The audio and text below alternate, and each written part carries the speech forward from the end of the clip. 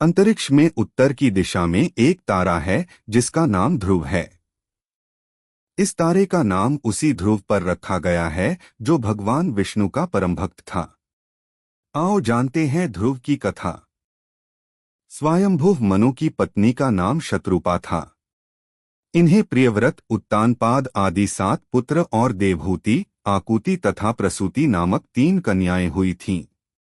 शत्रुप के पुत्र उत्तानपाद की सुनीति और सुरुचि नामक 2 पत्नियां थीं। राजा उत्तानपाद के सुनीति से ध्रुव तथा सुरुचि से उत्तम नामक पुत्र उत्पन्न हुए। उत्तानपाद की सुनीति पहली पत्नी थी जिसका पुत्र ध्रुव था। सुनीति बड़ी रानी थी, लेकिन राजा सुनीति के बजाय सुरुचि और उसके पुत्र को ज्यादा प्रेम करता था। एक बार राजा अपने पुत्र ध्रुव को गोद में लेकर बैठे थे, तभी वहां सुरुचि आ गई। अपनी सौत के पुत्र ध्रुव को गोद में बैठा देखकर उसके मन में जलन होने लगी। तब उसने ध्रुव को गोद में से उतारकर अपने पुत्र को गोद में बैठाते हुए कहा, राजा की गोद में वही बालक बैठ सकता है और राज सिंहासन का भी अधिकारी हो सकता है जो मेरे गर्भ से जन्मा हो। तू मेरे गर्भ से नहीं जन्मा है।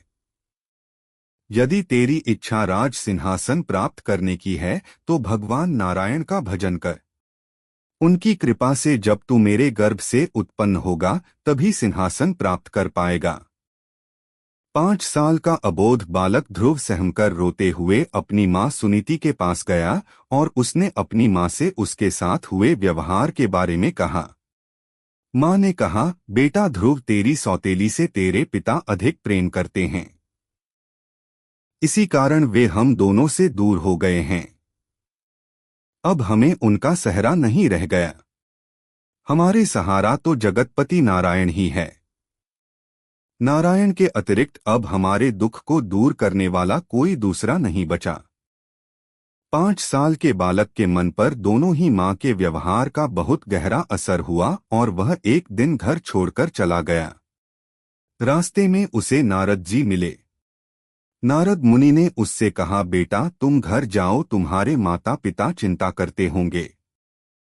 लेकिन ध्रुव नहीं माना और कहा कि मैं नारायण की भक्ति करने जा रहा हूं। तब नारद मुनि ने उसे ओम नमो भगवते वासुदेवाय मंत्र की दीक्षा दी।